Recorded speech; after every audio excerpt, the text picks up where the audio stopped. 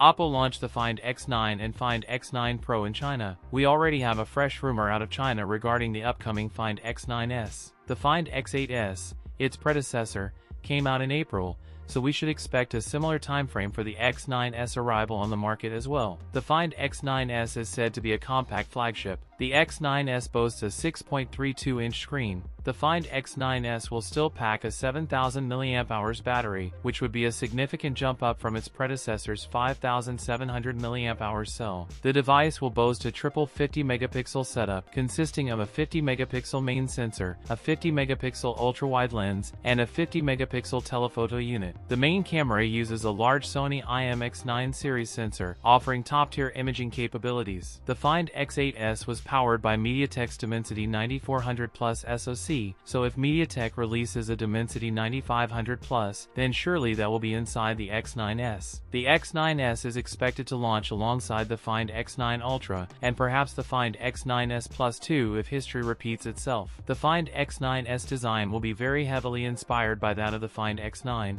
so don't expect anything new in that department. That's it for today's video. If you enjoyed it, don't forget to like, comment, and subscribe for more content. Thanks for watching, and I'll see you in the next one.